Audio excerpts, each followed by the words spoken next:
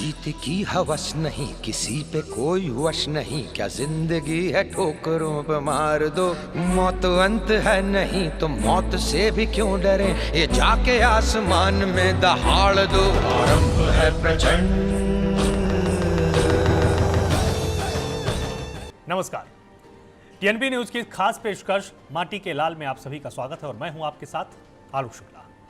माटी के लाल की पहचान उसके कपड़ों या नाम से नहीं होती, बल्कि उसके भीतर जलती उस आग से होती है जो अन्याय को देखकर शांत नहीं रहती। कुछ लोग हालातों को किस्मत मानकर जी लेते हैं, लेकिन कुछ ऐसे भी होते हैं जो सवाल उठाते हैं कि क्यों एक ही उम्र के दो बच्चों की जिंदगी इतनी अलग है, एक स्कूल में पढ़े और दूसरा मजदूरी करे, ऐसा क्यों? यहीं से शुरू होती है एक सोच जो आगे चलकर बदलाव की ताकत बनती है। यह कहानी है उसी सोच की, उसी जिद की जिसने एक साधारण बच्चे को असाधारण बना दिया। एक ऐसा इंसान जिसने अपने सपनों से पहले उन बच्चों के सपनों को चुना जिनकी आवाज कोई नहीं सुनता था। यह कहानी है माटी के सच्चे लाल कैलाश सत्यार्थी की, जिन्होंने हजारों बच्चों को गुलामी से आजादी दिलाने की ठानी। लाल की पहचान के कपड़ों से नहीं होती, के भीतर जलती आग से होती है। वो आग जो अन्याय देखकर बुझती नहीं बल्कि और तेज हो जाती है। वो आग जो सिखाती है कि बचना आसान है पर खड़े रहना जरूरी। ऐसे लोग अक्सर चुपचाप चलते हैं बिना शोर किए, लेकिन उनके कदम जमीन पर ऐसे निशान छोड़ जाते हैं जिन्हें समय भी मिटा नहीं पाता। ऐसे लोग जीवन पथ पर अक्सर अकेले पड़ जाते हैं। रास्ते में ताने मिलते हैं, विरोध मिलता है, कभी कभी अपमान और खतरा भी। लेकिन माटी के ये लाल इन सबको अपनी कमजोरी नहीं बनने देते। वो जानते हैं कि मिट्टी में जितना दबाया जाए बीज उतना ही मजबूत होकर फूटता है। भारत के ऐसे ही चंद माटी के लालों में एक नाम है कैलाश सत्यार्थी का। उन्होंने अपने लिए, उन बच्चों के लिए लड़ाई जो खुद अपना नाम तक नहीं लिख पाते। दुनिया के सबसे कमजोर, सबसे खामोश और सबसे अनसुने नागरिक हैं। बाल मजदूर, बंधुआ बच्चे, तस्करी के शिकार मासूम। 11 जनवरी 1954 मध्य प्रदेश के विदिशा जिले का एक आम सा दिन। एक मध्यम वर्गीय हिंदू परिवार के घर में बच्चे का जन्म हुआ। नाम रखा गया कैलाश शर्मा। पिता राम प्रसाद शर्मा पुलिस विभाग में हेड कांस्टेबल रह चुके थे। मां चिरोंजी बाई कम पढ़ी लिखी लेकिन ऊंचे संस्कार और दूसरों के लिए जीने वाली महिला। कैलाश घर में 4 बड़े भाई और एक बहन में सबसे छोटे थे। ये परिवार न बहुत अमीर था न बिल्कुल निर्धन, पर एक चीज में ये अपने आसपास के सभी लोगों में सबसे अमीर थे, वो थी संवेदनशीलता। मोहल्ले में हिंदू मुस्लिम साथ रहते थे और बचपन से ही कैलाश ने सीखा कि मजहब बांटता नहीं मिलाता है। 4 साल की उम्र में वो पास की मस्जिद के मौलवी से उर्दू सीखते, स्कूल में हिंदी अंग्रेजी पढ़ते और ज्ञान अर्जित करते। एक ही बच्चे के भीतर कई भाषाएं, कई संस्कृतियों का भंडार था। लेकिन इसके साथ एक सवाल ऐसा भी था जो उस बच्चे के अंदर हमेशा चलता रहता था। ये सवाल था कि सब बराबर क्यों नहीं है।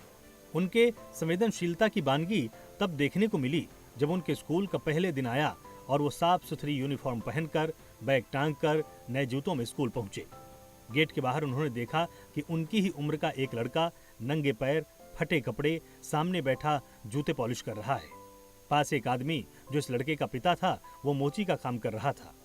कैलाश के कदम वहीं रुक गए और देर तक उस बच्चे को निहारते रहे। इसके बाद उन्होंने कक्षा में पहुंचकर शिक्षक से पूछा कि गुरुजी, ये लड़का स्कूल के अंदर क्यों नहीं पढ़ता, हमारे साथ क्यों नहीं बैठता? शिक्षक ने यह कहकर बात टाल दी, वो गरीब है, काम करता है, उसके नसीब में स्कूल नहीं है। किसी भी बच्चे के लिए यह जवाब संतोषजनक हो सकता था, लेकिन कैलाश जैसे संवेदनशील बच्चे के लिए यह चोट थी। स्कूल से निकलकर उन्होंने सीधे उस मोची से ही पूछ लिया कि आप अपने बेटे को स्कूल क्यों नहीं भेजते? पिता ने कहा कि कुछ बच्चे पढ़ने के लिए पैदा होते हैं, कुछ काम करने के लिए। मेरा बेटा काम करने के लिए पैदा हुआ है। उस दिन से उनके अंदर एक अदृश्य आग जलने लगी कि अगर जन्म ही तय करेगा कि कौन पढ़ेगा और कौन मजदूर बनेगा तो इंसाफ किसे कहेंगे? इन सब के जवाब कैलाश को संतुष्ट नहीं कर पाए, तो उन्होंने खुद ही इस फलसफे को बदलने के लिए धरातल पर उतरने का फैसला किया। और इसके चलते स्कूल के दिनों में ही कैलाश और उनके दोस्तों ने मिलकर एक छोटी सी पहल शुरू की। उन बच्चों के लिए किताबें जुटाना जो पानी की पढ़ाई छोड़ रहे थे। वो मोहल्ले मोहल्ले बड़े छात्रों और दुकानदारों से पुरानी किताबें और कॉपियां इकट्ठा करते, उन्हें साफ करके जरूरतमंद बच्चों को दे देते। धीरे धीरे उन्होंने महसूस किया कि गरीब बच्चे सिर्फ पैसों की कमी से नहीं, मौके की कमी से भी पीछे रह जाते हैं। शिक्षक उनको कम तवज्जो देते, सहपाठी उन्हें कमतर समझते, समाज उन्हें मदद के लायक तो मानता है मगर बराबरी का हकदार नहीं। कैलाश की संवेदनशील आंखें ये सब देखती रहीं, नोट करती रहीं और उनके भीतर एक शांत विद्रोह पलता रहा। स्कूल के बाद उन्होंने पेशेवर पढ़ाई की राह पकड़ी। उन्होंने इलेक्ट्रिकल इंजीनियरिंग की पढ़ाई पूरी की और इंजीनियर के तौर पर करियर शुरू किया। एक आम भारतीय मध्यम वर्गीय युवा की तरह उन्हें भी एक सुरक्षित नौकरी, स्थिर आय और सम्मानजनक जीवन मिल सकता था। लेकिन ऑफिस की कुर्सी पर बैठा ये इंजीनियर जब किसी फैक्ट्री या प्रोजेक्ट साइट पर जाता तो उसे मशीनों से ज्यादा बच्चों के चेहरे दिखाई देते। यहाँ भी छोटे छोटे हाथों से भारी औजार उठाते बच्चे, चीखते शोर के बीच खामोश आंखें, धुआं और पसीने से भीगी देह और उसी उम्र के कुछ बच्चे साफ यूनिफॉर्म में स्कूल की बसों में उतरते हुए। ये दो समानांतर तस्वीरें उन्हें परेशान करती रहीं। वो समझने लगे थे कि बाल श्रम, निरक्षरता और गरीबी ये तीनों एक त्रिकोण की तरह हैं जो एक दूसरे को पैदा करते और मजबूत करते हैं। अगर बच्चा पढ़ नहीं पाया तो वो सस्ते मजदूर की तरह इस्तेमाल होगा। अगर मजदूर सस्ता होगा तो गरीबी बनी रहेगी और अगर गरीबी बनी रही तो अगली पीढ़ी फिर स्कूल से बाहर रहेगी। ये एक अंतहीन चक्र है। इंजीनियर होने के नाते उनका दिमाग समस्याओं को रूट कॉज से देखने का अभ्यस्त था। उन्होंने महसूस किया कि जब तक इस त्रिकोण को तोड़ा नहीं जाएगा तब तक सरकारें कितने भी भाषण दे दे, समाज कितने भी दान की तस्वीरें खिंचवा ले, कुछ मूलभूत रूप से बदलेगा नहीं। कैलाश ने केवल बाल श्रम के खिलाफ नहीं, सामाजिक विभाजन के खिलाफ अंदर विद्रोह महसूस किया। लगभग 15 साल की उम्र में ही उन्होंने तय कर लिया कि अपने नाम से जाति की पहचान हटाएंगे। शर्मा उपनाम छोड़कर उन्होंने अपना नया नाम चुना, कैलाश सत्यार्थी, यानी सत्य की खोज करने वाला। सत्य के लिए अर्थ खोजने वाला ये कोई साहित्यिक टाइटल नहीं, एक जीवन प्रतिज्ञा थी। एक ऐसे समाज में जहां नाम से जाति, जाति से ऊंच नीच और ऊंच नीच से इंसान की कीमत तय होती है, वहां उपनाम छोड़ देना आसान काम नहीं होता। लेकिन कैलाश के लिए ये जरूरी था, क्योंकि वो जिस बचपन की बात कर रहे थे उसकी कोई जाति नहीं थी। जो बच्चा कारखाने में जलता है, इन भट्टों की भट्टी के सामने खड़ा होता है, उसके माथे पर न ब्राह्मण लिखा होता है, न शूद्र, न हिंदू, न मुसलमान, बस मजदूर लिखा होता है। साल 1980 के आसपास जब वो लगभग 26 साल के थे, उन्होंने एक ऐसा फैसला लिया जिसे सामान्य लोग पागलपन कहेंगे। उन्होंने अपनी इंजीनियरिंग नौकरी छोड़ दी। परिवार, रिश्तेदार जानकर सब हैरान थे। कितनी मेहनत से पढ़ाई की, अच्छी नौकरी मिली, अब सब छोड़कर क्या करोगे? एनजीओ, समझवा, उसे घर कैसे चलेगा? लेकिन कैलाश के पास सवाल उल्टा था। उनका सोचना था कि अगर मैं सुरक्षित कुर्सी पर बैठा हूँ तो बच्चों के घर कैसे चले जो खुद अपना बचपन तक नहीं चाहे। उन्होंने अपने अंदर के डर से ज्यादा अपने अंदर की बेचैनी की आवाज सुनी। एक साधारण मध्यम वर्गीय इंजीनियर जिसने आगे की जीवन की पूरी प्लानिंग कर ली थी, अचानक वो पूरी तरह से एक्टिविस्ट बन गया। यहीं से शुरू होता है बचपन बचाओ आंदोलन का जन्म। साल 1980 में उन्होंने आधिकारिक रूप से बचपन बचाओ आंदोलन यानी बीबीए की स्थापना की। ये एक ऐसा मंच जो खुद को किसी पार्टी, किसी विचारधारा, किसी सरकार से नहीं, सिर्फ बच्चों से जोड़कर देखता है। शुरुआती दिनों में इस आंदोलन के पास न कोई बड़ा फंड था, न कोई आलिशान दफ्तर, न बड़ी टीम। एक छोटे से कमरे से उधार की टेबल कुर्सियों से कुछ युवा साथियों और ढेर सारी जिद से शुरुआत हुई। काम बहुत साफ था।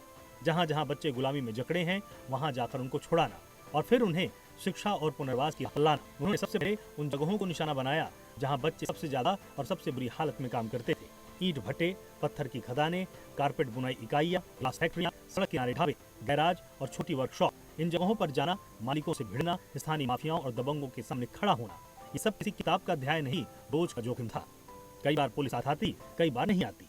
कई बार खुद प्रशासन पर ही सवाल उठाने पड़ते कि वो बाल मजदूरी को क्यों अनदेखा कर रहे हैं। 1980 के शुरुआती सालों में कैलाश और उनके साथियों ने फरीदाबाद खदानों में बंधुआ मजदूरों को छुड़ाने की मुहिम शुरू की। ये खदानें दिल्ली की सीमा पर थीं। यहाँ हजारों मजदूर, जिसमें महिलाएं और बच्चे भी शामिल थे, पत्थर तोड़ने पर मजबूर थे। उनके कागजात, पहचान सब मालिकों के पास थे और वो पीढ़ी दर पीढ़ी कर्ज और गुलामी के जाल में फंसे थे। इसी मुहिम के तहत एक बड़ी रेड के दौरान माफियाओं ने उन पर हमला किया और उनके ऑफिस को आग लगा दी, घर में तोड़फोड़ कर दी। उनके दो साथियों आदर्श किशोर और धूमदास की हत्या कर दी गई। परिवार पर लगातार मौत की धमकियां आने लगी। ये किसी भी इंसान के लिए वापसी का मोड़ हो सकता था, जहां वो कह दे कि बस अब बहुत हो गया। लेकिन कैलाश के लिए ये एक और प्रमाण था कि वो सही नस पर हाथ रख चुके हैं।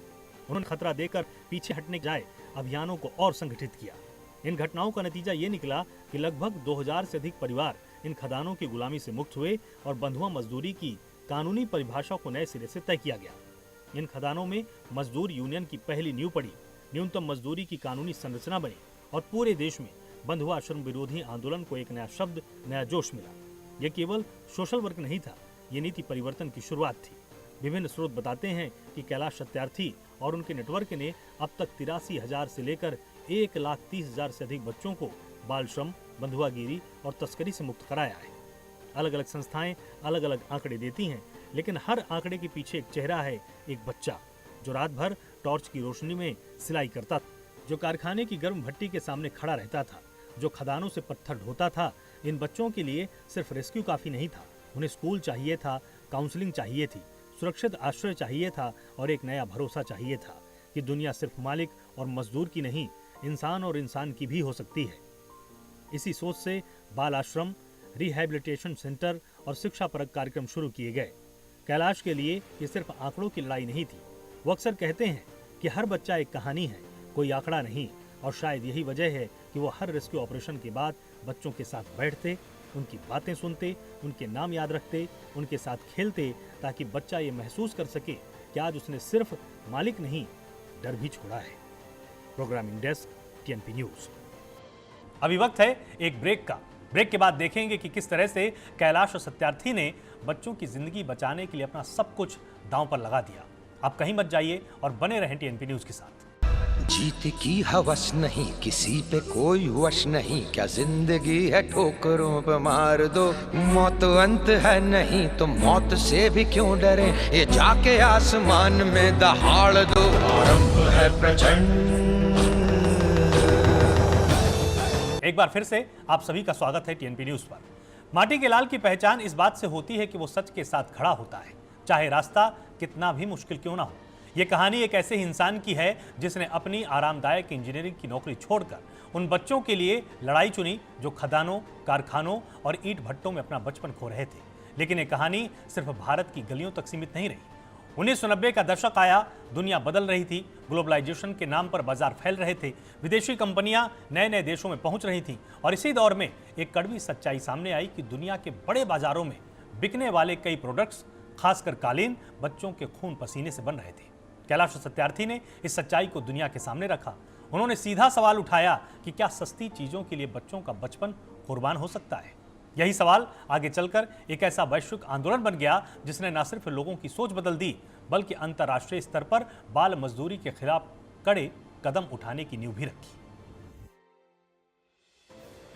ये कहानी एक ऐसे भारतीय इंजीनियर की है जिसने अपनी आरामदेह नौकरी छोड़कर बंधुआ खदानों, ईंट भट्टों और कारखानों की आग में झोंके जा रहे बच्चों के लिए लड़ाई चुनी। लेकिन कैलाश सत्यार्थी की कहानी यहीं तक सीमित नहीं है। 1990 के दशक में दुनिया भर में ग्लोबलाइजेशन की हवा चल रही थी, बाजार खुल रहे थे, मल्टीनेशनल कंपनियां देशों की सीमाओं को लांघ रही थी, विकास की नई परिभाषाएं लिखी जा रही थी। लेकिन इस चमकदार ग्लोबल दौर के पीछे एक काली हकीकत भी थी। सस्ते उत्पादों के पीछे बस्तों की सस्ती मजदूरी छिपी हुई थी। कैलाश सत्यार्थी ने इस हकीकत को सबसे पहले कालीन उद्योग में उजागर किया।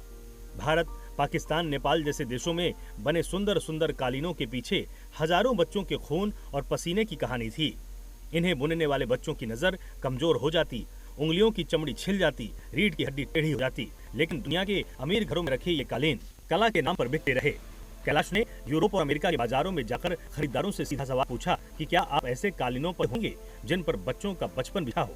उन्होंने ट्रेड यूनियनों, मानवाधिकार संगठनों और उपभोक्ता समूहों के साथ मिलकर एक नया मॉडल बनाया, गुड वीव सर्टिफिकेशन, जो ये सुनिश्चित करता था कि जिस प्रोडक्ट पर यह निशान है उसमें बाल मजदूरी का इस्तेमाल नहीं हुआ।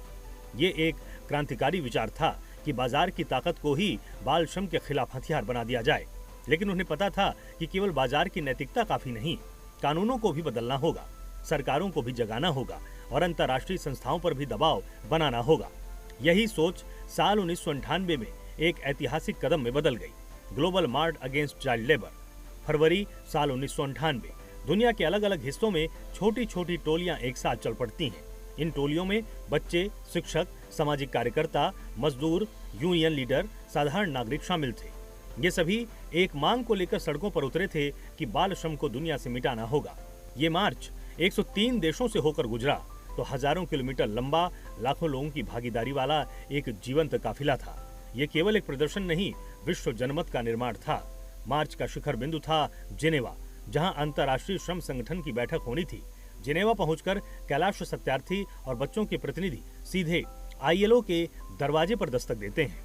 बच्चों के हाथ में प्ले कार्ड थे जिन पर लिखा था कि हम मजदूर नहीं, विद्यार्थी बनना चाहते हैं। कैलाश सत्यार्थी वहां भाषण देते हुए दुनिया के श्रम मंत्रियों, नीति निर्माताओं से सामने से सवाल करते हैं कि आपकी आर्थिक नीतियां किसके लिए हैं, निवेशकों के लिए या आने वाली पीढ़ियों के लिए। इस ग्लोबल मार्च के प्रत्यक्ष दबाव का परिणाम यह हुआ कि आईएलओ ने कन्वेंशन 182 को अपनाया, जिसमें बाल श्रम के सबसे खतरनाक रूपों को खत्म करने की दिशा में सख्त अंतर्राष्ट्रीय मानक तय किए गए। ये कन्वेंशन इतिहास में सबसे तेजी से सर्वाधिक देशों द्वारा स्वीकृत होने वाले श्रम समझौतों में शामिल हुआ। ये वही क्षण था जब एक भारतीय शहर के साधारण मध्यम वर्गीय परिवार में पैदा हुआ एक बच्चा दुनिया की नीतियों का रुख बदलने वाला व्यक्ति बन चुका था। कैलाश सत्यार्थी की सोच सिर्फ इतने तक सीमित नहीं थी कि बच्चों को काम से हटाकर स्कूल भेज दो। वो जानते थे कि जब तक गरीबी कम नहीं होगी, जब तक सामाजिक सुरक्षा मजबूत नहीं होगी, जब तक शिक्षा सुलभ और गुणवत्तापूर्ण नहीं होगी, तब तक बच्चों के हाथ से हथौड़ा छिन भी गया तो वो दोबारा किसी और काम में धकेल दिए जाएंगे। इसीलिए उन्होंने 3 मोर्चों पर एक साथ काम किया।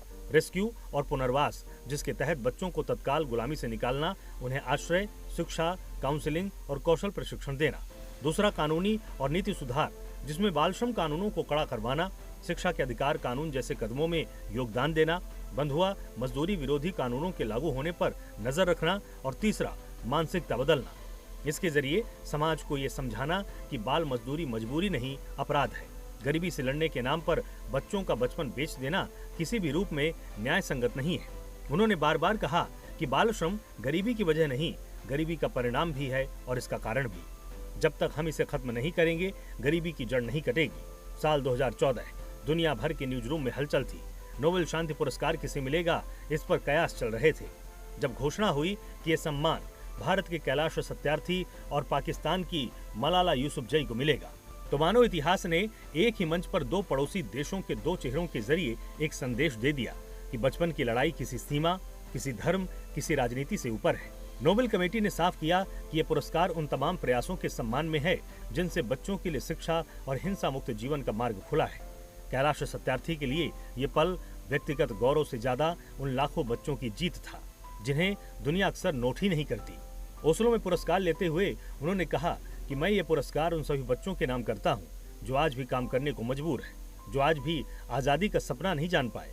उनके भाषण में न गुस्सा था, न कड़वाहट, लेकिन एक आग जरूर दिख रही थी जो तर्क और संवेदना से बनी थी। उन्होंने दुनिया के नेताओं को चुनौती दी कि वो सैन्य बजट का एक छोटा सा हिस्सा शिक्षा और बच्चों के अधिकारों पर खर्च करने का साहस दिखाएं। नोबेल के बाद भी उनका जीवन स्टूडियो, सेमिनार और 5 स्टार कॉन्फ्रेंस तक सीमित नहीं हुआ। वो फिर वही थे, रेस्क्यू मिशन पर जाने वाले, बाल आश्रमों में बच्चों के साथ बैठकर खाना खाने वाले, गांव कस्बों के स्कूलों में बच्चों से बात करने वाले। उन्होंने महसूस किया कि एक व्यक्ति की उम्र सीमित है, लेकिन विचार को संरचना दी जाए तो वो पीढ़ियों तक काम कर सकता है। इसी सोच से बना कैलाश सत्यार्थी चिल्ड्रंस फाउंडेशन। ये फाउंडेशन न सिर्फ भारत में बल्कि दुनिया भर में बच्चों के अधिकारों के लिए कानून, नीतियां और कार्यक्रम बनाने में मदद करता है। भारत में ये बाल विवाह, यौन शोषण, तस्करी, स्कूल छोड़ने जैसे मुद्दों पर काम करता है और अंतर्राष्ट्रीय स्तर पर ये विभिन्न देशों की सरकारों और संगठनों के साथ मिलकर बच्चों का अनुकूल समाज बनाने पर जोर देता है। उन्होंने 100 मिलियन कैंपेन भी शुरू किया, एक ऐसी वैश्विक पहल जिसका संदेश है कि 100 मिलियन भाग्यशाली युवाओं को 100 मिलियन वंचित बच्चों के लिए खड़ा होना चाहिए। यानी जिनके पास सुविधा और शिक्षा है वो सिर्फ अपने करियर के लिए नहीं, किसी और के बचपन के लिए भी जिम्मेदार है। कैलाश सत्यार्थी की निजी जिंदगी में दिखावा नहीं है। उनके करीबी बताते हैं कि वो साधारण कपड़े पहनते हैं, सरल भोजन करते हैं और अपने घर में भी वही इंसान है जो मंच से दिखते हैं, थोड़ा गंभीर, थोड़ा मुस्कुराता हुआ और हमेशा कुछ न कुछ सोचता हुआ। उनकी पत्नी और परिवार ने भी इस संघर्ष में बराबर की हिस्सेदारी निभाई। कैलाश सत्यार्थी और उनके परिवार के साथ अक्सर घर की सुरक्षा पर खतरा रहा। बच्चे धमकियों की छाया में बड़े हुए, लेकिन परिवार ने कभी उनसे ये नहीं कहा कि अब बस करो, बल्कि हर मुश्किल में उनके साथ दीवार की तरह खड़े रहे। कैलाश सत्यार्थी के लिए ईमानदारी केवल भ्रष्टाचार न करने भर का नाम नहीं है, ये उनके लिए एक जीवन दृष्टि है कि जिन बच्चों के लिए वो लड़ रहे हैं उनके नाम पर कोई समझौता, कोई सौदा, कोई फोटो ऑप नहीं हो सकता। यही वजह है कि उनकी स्वीकार्यता दाएं बाएं, ऊपर नीचे हर वैचारिक ध्रुव पर है, क्योंकि लोग जानते हैं कि ये आदमी जिस बात पर खड़ा है वहाँ डील की जगह नहीं है।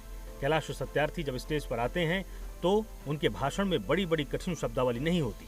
वो सरल हिंदी अंग्रेजी में बात करते हैं, लेकिन बात दिल के अंदर उतर जाती है। वो अक्सर कहते हैं कि मैंने अपने जीवन में 2 चीजें, डर और आशा को बहुत करीब से देखा है। डर जो बच्चे की आंखों में होता है और आशा जो उसी बच्चों की आंखों में तब आती है जब वो स्कूल के गेट के अंदर जाता है। युवाओं से बात करते हुए वो किसी महान प्रवचन देने वाले की तरह नहीं, एक दोस्त की तरह बोलते हैं कि क्रांति का इंतजार मत करो, क्रांति खुद बनो। तुम्हारे हर छोटे फैसले, क्या खरीदते हो, किसका समर्थन करते हो, किसके लिए आवाज उठाते हो, वो किसी और की जिंदगी बदल सकता है। उनकी भाषा में तल्खी कम लेकिन सच्चाई ज्यादा होती है। वो ये मानते हैं कि अगर हम केवल सिस्टम को कोसने में लगे रहेंगे तो बच्चों का कुछ नहीं बदलेगा। वो हर व्यक्ति से पूछते हैं कि आप अपने जीवन में क्या ऐसा कर सकते हैं जो किसी एक बच्चे का भविष्य बदल दे। कैलाश सत्यार्थी की कहानी सिर्फ एक व्यक्ति की जीवनी नहीं, एक आईना है। इस आईने में हम अपना चेहरा भी देख सकते हैं। उस समय जब हम किसी छोटे बच्चे को ढाबे पर बर्तन मांजते, कारखाने में काम करते, कूड़े के ढेर में रद्दी चुनते हुए देखते हैं और चुपचाप आगे निकल जाते हैं, उस वक्त ये कहानी हमारे कंधे पर हाथ रखकर पूछती है कि तुम भी तो पढ़े लिखे हो, तुम्हारे पास भी तो आवाज है, तुम कब जागोगे। कैलाश सत्यार्थी ने बचपन में मोची के उस बेटे की आंखों में बेबसी देखी थी जिसने कभी स्कूल को भीतर से नहीं देखा। उस दिन की चोट ने उन्हें सोने नहीं दिया और उसी बेचैनी ने आगे चलकर लाखों बच्चों के लिए नींद और सपने दोनों वापस लौटा दिए। उन्होंने हमें सिखाया कि गरीबी से लड़ने का मतलब गरीब को दोष देना नहीं, उस व्यवस्था को बदलना है जो गरीब को सदियों तक गरीब बनाए रखने के लिए बनी हुई है। उन्होंने दिखाया कि कानून, आंदोलन, बाजार, शिक्षा सबको एक दिशा में मोड़कर भी काम किया जा सकता है अगर नियत साफ और हिम्मत जिंदा हो। कैलाश सत्यार्थी हमें ये विश्वास दिलाते हैं कि एक इंसान भी दुनिया बदल सकता है। उससे भी बड़ी बात है कि वो हमें ये एहसास दिलाते हैं कि अगर एक इंसान ने ऐसा कर दिखाया है तो हम सब मिलकर कितना कर सकते हैं। शायद आने वाले समय में कोई बच्चा जो आज हमारे स्क्रीन के इस पार कहीं ईंट भट्टे में काम कर रहा है, कल किसी स्कूल की पहली पंक्ति में बैठा हो, किताब हाथ में होगी, आंखों में सपना होगा और दिल में यह भाव होगा कि मैं मजदूर नहीं, विद्यार्थी हूँ। और जब वो बड़ा होकर अपनी कहानी सुनाएगा तो बीच बीच में कहीं ना कहीं एक नाम जरूर आएगा, कैलाश सत्यार्थी का, माटी का वो लाल जिसने उसे सिर्फ काम से नहीं, खामोशी से आजाद किया। Programming desk, TNP news. हमारी इस खास पेशकश में आज बस इतना ही। मुझे दीजिए इजाजत। नमस्कार। जीत की हवस नहीं, किसी पे कोई वश नहीं, क्या जिंदगी है ठोकरों पे मार दो। मौत अंत है नहीं तो मौत से भी क्यों डरे, ये जाके आसमान में दहाड़ दो। आरंभ है प्रचंड